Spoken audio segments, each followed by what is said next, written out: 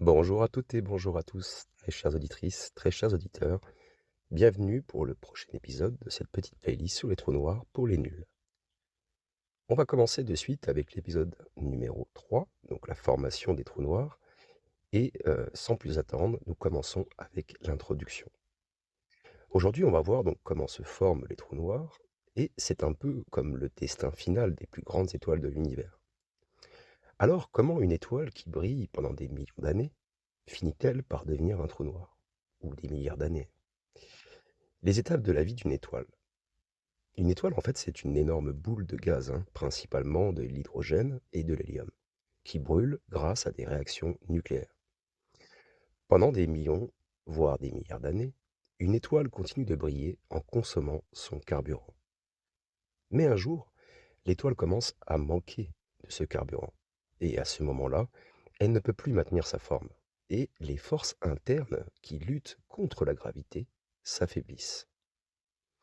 Et c'est là qu'on parle maintenant d'effondrement de l'étoile.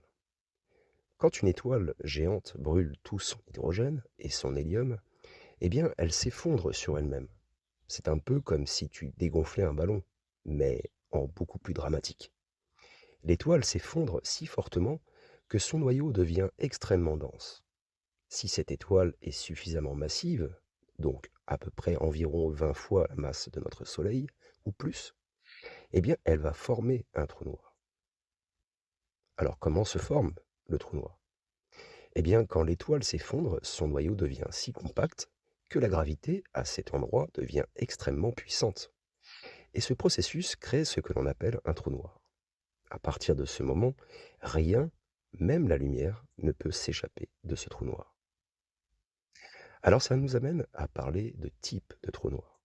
Il en existe deux principaux, on va dire à peu près.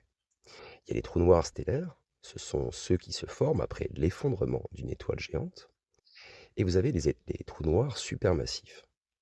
Ceux-ci se trouvent au centre des galaxies et sont des millions ou des milliards de fois plus massifs que notre Soleil.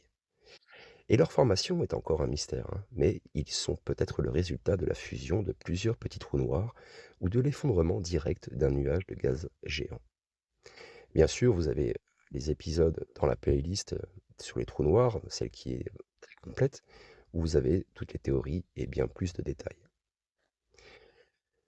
La formation d'un trou noir, c'est donc le résultat spectaculaire de la mort d'une étoile massive, et une fois que l'étoile ne peut plus maintenir sa forme, elle s'effondre sous son propre poids pour devenir un trou noir. Et donc, un objet avec une gravité si puissante que rien ne peut s'en échapper.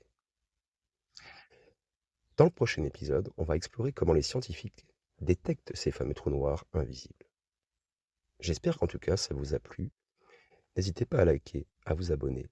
Et si vous avez l'envie de m'aider à acheter mon matériel pour améliorer la qualité de mes vidéos, n'hésitez pas à faire un petit don sur mon Tipeee.